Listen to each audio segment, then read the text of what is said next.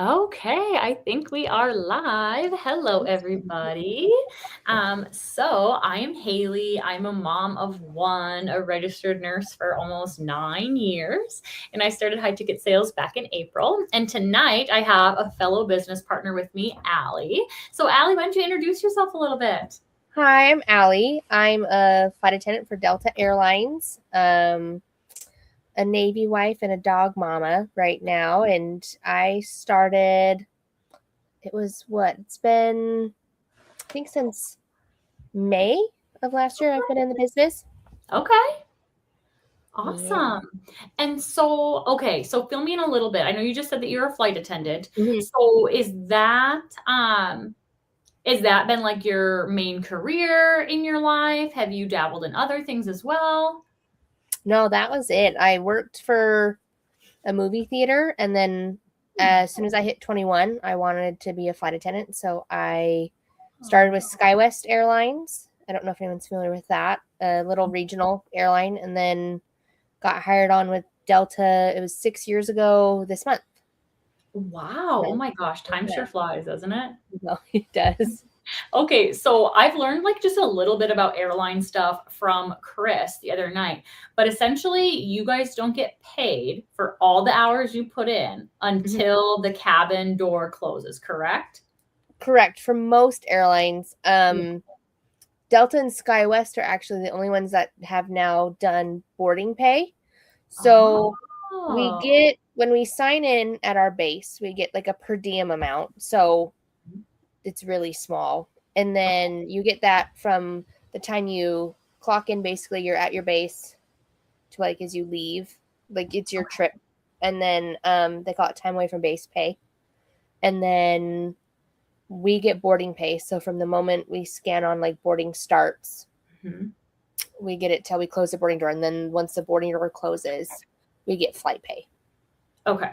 There's Okay. all these different Yeah, tiny brackets layers are getting of pay. paid. Oh my gosh, oh my gosh. Okay. So what I mean, like, I know that you like your job as a flight attendant, it Yeah. kinda sounds like. So, but, like, what got you looking into high ticket sales, or how did you get introduced to high ticket sales? Well, I got introduced through Riley. She and I Oh, worked yeah. at SkyWest together. Okay.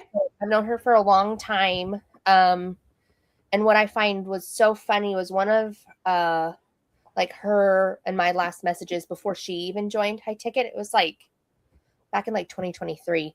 Oh my She god. was messaging me because I had gotten on with Delta and she was trying to get on with Delta. So she Mhm. messaged me and was trying to talk about other avenues of making money. And I was like, yeah, being coming mainline, it helps a lot. But it's definitely you can Sorry, I definitely accidentally started playing some, like, weird music, sorry. I don't know if you could hear it on your end or not, I'm so no, no, sorry. no. You're It good. was like some, like, meditation stuff, I'm so sorry. Um, but it was just funny that she was saying how frustrated she was and like trying to find other avenues. And then the next thing we were talking about is the high ticket business because she was killing it, still is. But I just realized that there's things that I want to do in life and like become debt free and buy a house. Even though I'm married, we still haven't done like our big celebration and trying to plan and pay for that. Just wanting to have a more like secure future because I mean I make good money with Delta. That's not like the problem, but I was like I don't want to work forever, and I want to be able to take more time off and just have the freedom to live life and travel. So that was my big driving factor. Yeah, yeah, Yeah. and, I think that that's something that, like, you saying the phrase, like, "Oh, I make good money," and, Hmm. like, I feel like we tell ourselves that all the time, like, "Oh, we Hmm. make good money, like, we should just be happy. Oh, we make good money, we should just blah, blah, blah," but then we're, like, keeping ourselves stuck in this box of, Hmm. like, "Well, I should just be happy with what I have. I should just live within my means, blah, blah, blah." Hmm. It's like, why? Why can't you find other ways to make income? Like, why do you have to keep doing the same thing for the rest of your life? and Mm-hmm. like you said, like not be able to do the things that you want to do. Mm-hmm. Yeah, I mean, we keep ourselves stuck when we tell ourselves those things. We Okay, do. so then you learned about it through Riley. Yeah. You said that you're married and your spouse is in the Navy. Is that what you said? Yeah. In Yeah. the Navy. Okay, so did he really have an opinion about joining the business? Did he care either way? Was he like super supportive? Was he super against it? What were his thoughts? He's been super supportive. Mm, Like to the point where we kind of um like leveraging, the like credit things like that. Like we were yeah. able to use his actually to because his Wow. was better at the time Yeah. for me to be able to start the business. So he's Yeah. been crazy supportive. Even on days where I'm kind of like dragging, not wanting to do all Do like yeah. Yeah, yeah. everything, he'll call me and be like, "Are you up? Have you done your post? Like, are you, Aw, just he's been really cute about it." And I was like, "I should sign you up for this, sir." right? Yeah. Be like, hey, dude, you start posting on your social media. You start doing it. I love that. You know what? I love supportive husbands. In Yeah. fact, when husbands are not supportive, I really can't stand them. I'm sorry. So I got a beef with men sometimes where I'm like, dude, Mm, seriously, like just support your wife. mm, Like I've even had instances where the woman I'm on the call with is the money maker of the family. Like she brings home 7 grand a month and he brings home 2,800, yet he's the one making the decision. I'm like, wait, what? mhm. What? I'm Yeah, sorry. I'm so sorry. But like she's an independent woman and she should be able to like make her own decisions. So right. Well, and I feel like, especially with things like this, it's mhm. just, even if you don't, I don't know, because it's really based on you if you're successful or not. It's really hard to fail with like our business, right? Um, Mhm. they've just made it such like an easy to They do they give you system. all the tools. Yeah, Yeah, they give you all the tools that you need to be successful. It's just like, are and you gonna apply those to your yeah, life? Are you gonna use what is recommended to you? Yeah. and I feel like even getting started and just getting like what comes with starting your business Mhm. is, I feel like, definitely worth it. Even if you didn't succeed, just having The the product product itself. and stuff is Ooh, amazing. And so yeah. that's kind of where we were at with it. If nothing came of it, at least we have some amazing, products that we can have forever. Mhm. So, but Mhm.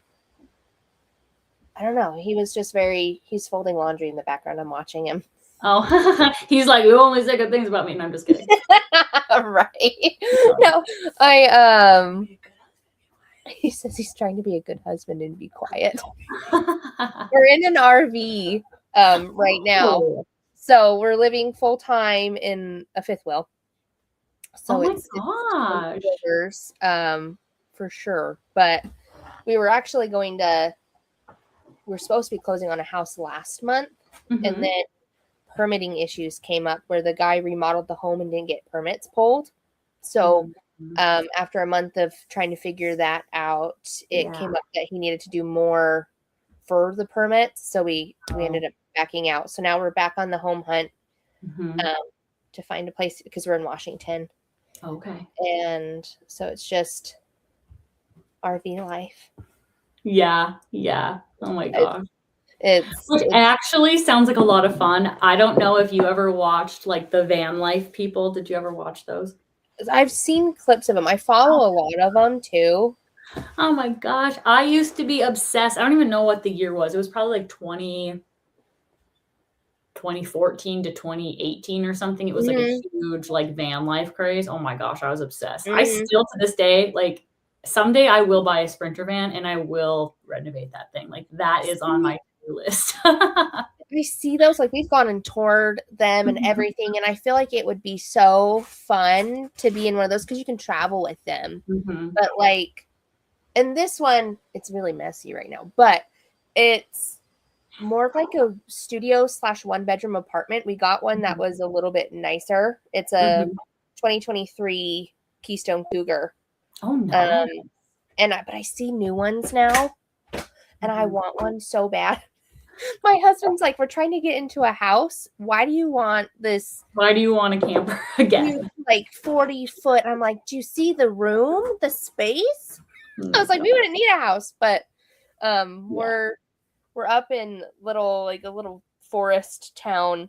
So there's adventures of running out of propane and spiders, and I hate spiders.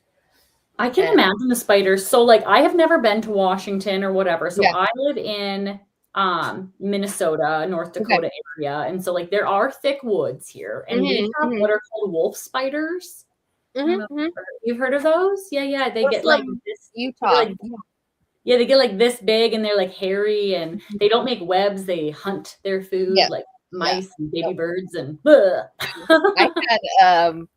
I lived in Michigan for a few years, so I get the Minnesota cold, and I don't want to go back there. Summers are great. Wintertime, I have a picture of like this much snow just sitting on my car coming back from a trip. Oh my gosh. Well, you would die. Okay, so like what is the temperature right now where you are? Let me pull it up on my phone. Let me see. It's been actually pretty nice. It's 36 degrees. Yeah, I'm pretty sure right now the wind chill's like -40 something. No. My husband just looked at me. He's like, so cold. No. Yeah, because we came from. I was commuting back and forth from San Diego, California, because that's where he was stationed, to Salt Lake City, Utah, because that's where I was stationed with my base. So I was like going back and forth, and that's why we're in Washington, because I was like, I can drive to the Seattle airport. So I was like, pick Washington, because he's like, what if we go to like Georgia? And I was like, no, I don't want to be out of Atlanta. Oh my gosh. Okay, so then with his position, is he given, like, I don't know much about Navy. I know a lot about like the Air Force because we have Air Force bases up here. Yeah. But like with the Navy, do they get options for where they go, or are they just told? You can pick. You can like say, I would like this, but sometimes you might just get picked elsewhere. You can still get told where to go. Yeah. And like he just got told a new position and he's not too happy about it. Suck it up, right? You're in the Navy. I know, because he was on submarines, and now he went from sea duty to shore duty, and he was working in a shop just working on the submarines. But now he's like an admin assistant for like some of the higher ups in the Navy, and so he's just like basically a glorified secretary. Yeah. I wouldn't like that either. No. He's just like, he wanted to go back to his shop, but we don't know. So we've got, we have like 9 days off now. We were going to go for he turns 31 on the 30th. So we were going to go on a trip to Hawaii. So I was like, let's use my benefits. Let's go somewhere warm. But then we were going to move into the house. So we're like, it's okay. We'll just use this time for the house. And now we're sitting here trying to figure out what we're going to do, because we had already started packing up the RV. So there's boxes. So I think it's going to be a mix of unpacking and maybe seeing if there's something fun to do around Washington. Yeah. Well, as much as it's crummy that like the house stuff didn't work out, at least like you didn't buy it and then realize everything was like half, you know what I'm saying? Like you didn't like start a renovation and they're like, oh, hey, actually there's all this work that like wasn't permitted and now you guys have to pay, That's what it would have been. And like, because he did a beautiful renovation. It was amazing. But it was to the point where they're like, we want to rip into the walls and check all of your electrical work.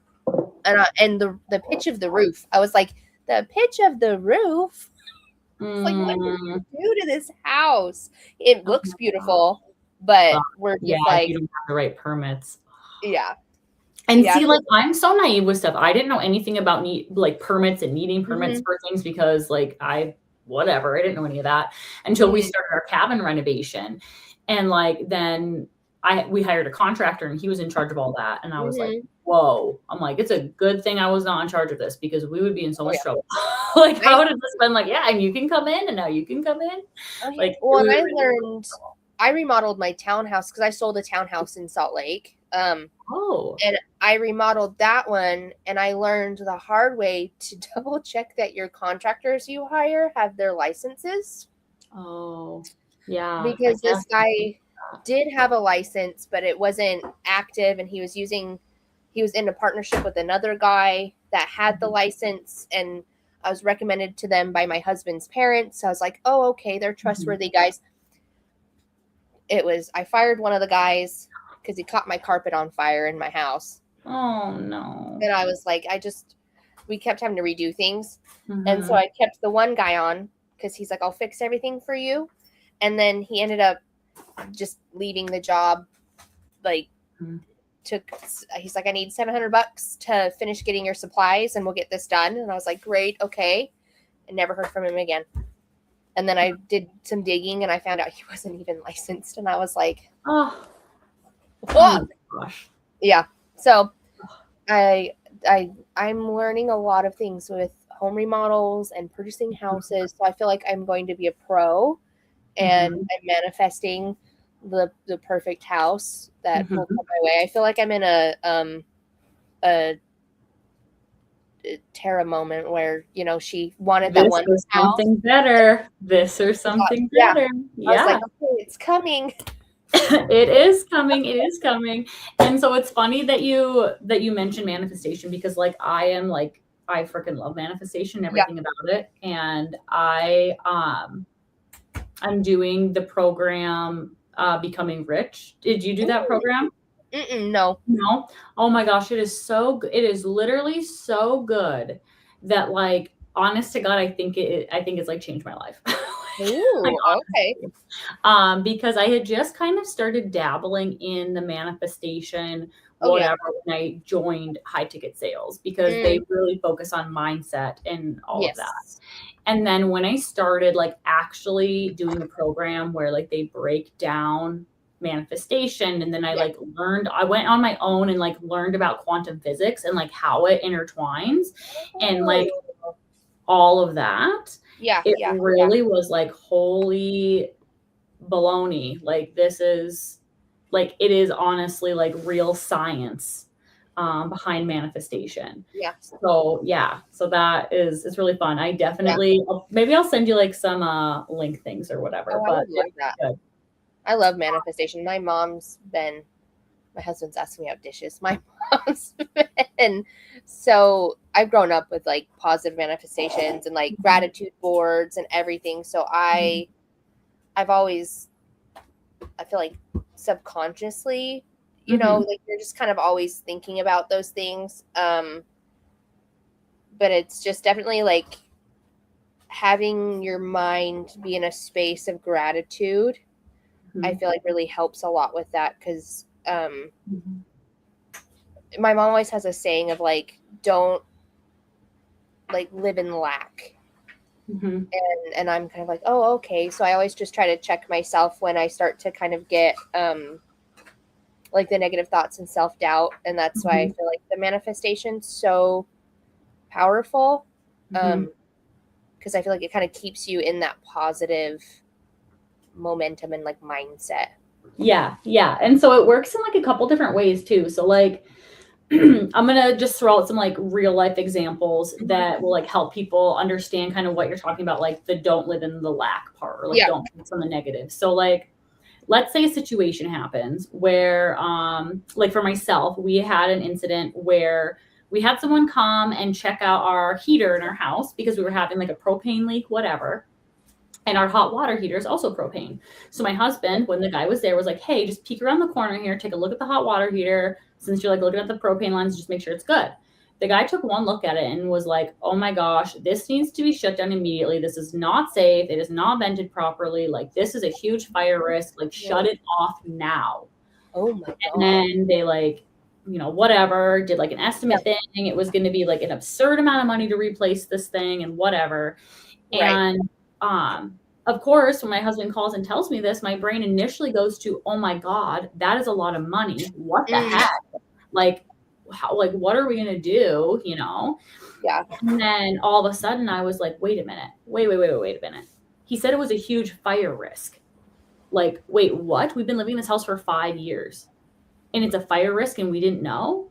Like, thank God our house didn't catch on fire. Yeah. Thank God we found this out before our house was on fire in the middle of the night when all of a sudden we're separated from our daughter and we can't get to her. Mm-hmm. Like, thank God we found this before something bad happened.